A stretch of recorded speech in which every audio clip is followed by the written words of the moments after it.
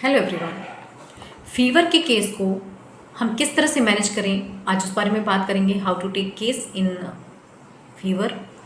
अभी जो सीज़न चल रहा है, आपको किन चीज़ों पे कौन से की पॉइंटर बेसिकली आज मैं उस बारे में बात करूंगी। एक छोटा सा वीडियो है हमारा जो आपको काफ़ी हेल्प करेगा ऐसे केसेस के साथ मैनेज करने के लिए। और होम्योपैथी अगर एक्यूट केसेस को इस तरह से मैनेज करने लग जाएगी, एकदम से हम ठीक करेंगे, तो we can surely proceed into success, right. तो चलिए हम शुरू करते हैं एंड बात करेंगे किस तरह से हमें एंट्री करनी है ऐसे केसेस में। सबसे पहला, जब भी आपके पास ऐसे केसेस आते हैं, जब भी आपने पेशेंट की पूरी हिस्ट्री ले ली, आपने टोटलिटी ऑफ सिम्टम फ्रेमिंग करे, उसके बाद आपको कुछ चीज़ों पे बेसिकली ध्यान रखना है, वो मिस नहीं होना चाहिए। पहला तो ये है कॉजेशन। पेशेंट को जो फीवर आया है उसके पीछे किस बात के कारण ऐसा हुआ है, कॉजेशन क्या है, उसके पीछे क्या रीज़न है। तो सबसे पहले 3-4 चीज़ें जो आपको इस सीज़न में बेसिकली ध्यान रखनी है। लाइक अभी का जो सीज़न है इसमें हीट का एक्सपोजर हुआ, अगर एकदम से सनलाइट का एक्सपोजर हुआ, ज़्यादा देर तक वार्मथ एग्रावेशन हुआ, पेशेंट धूप में रहा, धूप में काम किया, तो एक तो ये रीज़न हो सकता है कॉजेशन के पीछे।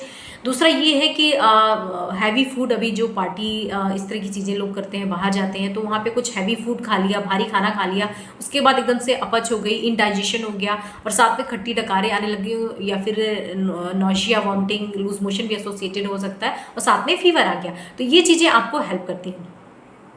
कोल्ड का एक्सपोजर हुआ पेशेंट ने, या तो कोल्ड ड्रिंक ले लिया, ठंडा खाना कुछ खा लिया, ठंडा पानी पी लिया, एकदम से कुछ आइसक्रीम खा लिया, उसके बाद उसे फीवर आ गया। So getting cold, aggravation, cold drink, cold food, एक तो ये हो गया। और गेटिंग कोल्ड में दूसरा ये है कि एसी का एक्सपोजर हो गया, धूप से आए, एसी में आके पेशेंट बैठ गया कहीं से भी, और उसके बाद शाम से या सुबह से उसे फीवर आने लग गया। तो this is comes under causation. इन चीज़ों को हमें बिल्कुल से मिस नहीं करना है। अब बात आती है, पेशेंट ने बोला डॉक्टर साहब फीवर आ रहा है, तो फीवर के साथ और क्या हो रहा है। Fever with chills, without chills.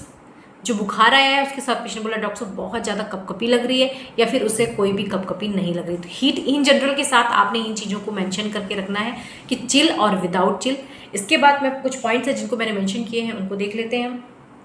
Fever with dry heat और मॉइस्ट हीट। जब भी आप अपने पेशेंट को देखें, आप जरूर से टच करके फील करके देखें अपने बैक ऑफ पाम से।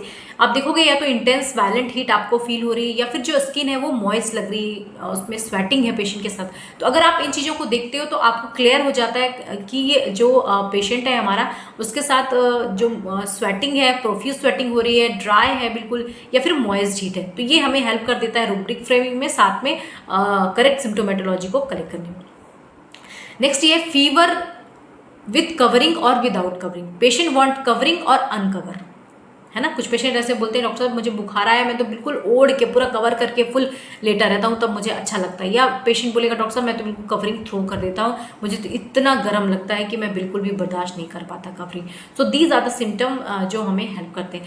कुछ पेशेंट फीवर के साथ एक्टिव रहते हैं, कुछ लेथार्जिक या डल हो जाते हैं। Fever during dullness, dullness fever during. तो अगर इस तरह के सिम्टम आपको मिल रहे हैं तो आप ये नोट डाउन कर सकते हैं। या फिर एक्टिव पेशेंट को 100, 300, 4 टेम्परेचर है, फिर भी वो एक्टिव है। कुछ फ्यू ग्रुप ऑफ रेमेडीज हैं जो हमें इस तरफ से इंडिकेट करती हैं, लाइक नीशिया, ओपियम, इस तरह से हमें गाइड कर देती हैं कि यस आप इधर जा सकते हो।